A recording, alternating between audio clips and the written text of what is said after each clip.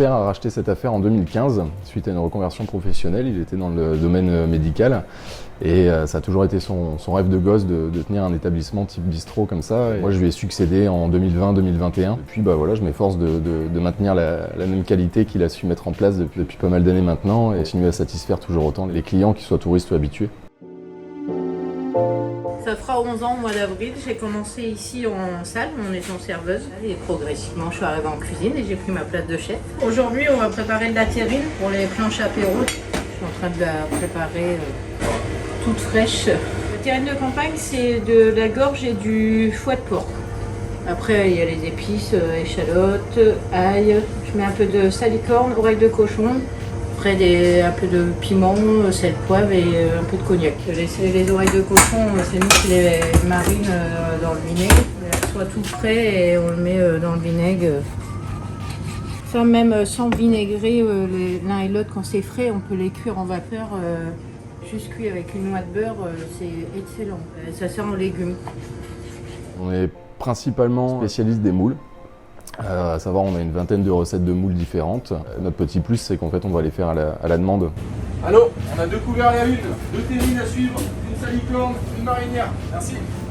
On les fait à la minute, donc vous choisissez une recette, on va mettre la quantité de moules désirée, les ingrédients qui vont bien dans la casserole, ça va cuire et vous allez pouvoir déguster ça 10 petites minutes après. Alors l'été, on fait la terrine d'agneau avec l'agneau complet qu'on reçoit.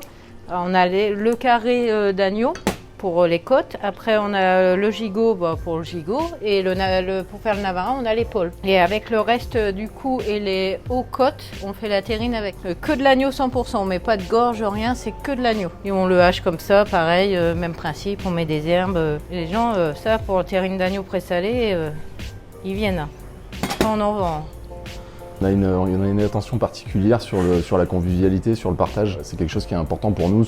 On n'est pas juste là pour nourrir les clients qui passent la porte, on est là pour leur faire passer un bon moment, pour discuter avec eux, parler des produits, qu'ils soient locaux ou un peu moins locaux. Il faut vraiment qu'on partage des choses avec eux. C'est hyper important, je trouve, dans ce métier-là. Et c'est un peu la nouvelle devise de beaucoup de restaurateurs maintenant. Il ne suffit plus de faire juste du chiffre, la rentabilité, c'est vraiment un moment de convivialité qu'on veut partager avec ses clients, quoi.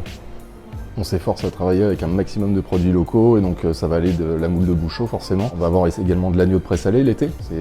Ça a des périodes bien données, voilà, on ne peut pas le proposer l'hiver, donc ça arrive à partir du mois de juillet. On va travailler aussi beaucoup avec les herbes de la baie, donc les salicornes, les astères, autrement dit les oreilles de cochon. Après le poisson c'est pareil, alors c'est pas du poisson local car ici la pêche c'est un petit peu compliqué en baie, mais c'est du poisson frais qui arrive de Boulogne tous les matins. On essaye de travailler vraiment un maximum de produits frais et locaux pour avoir une satisfaction maximale, quoi.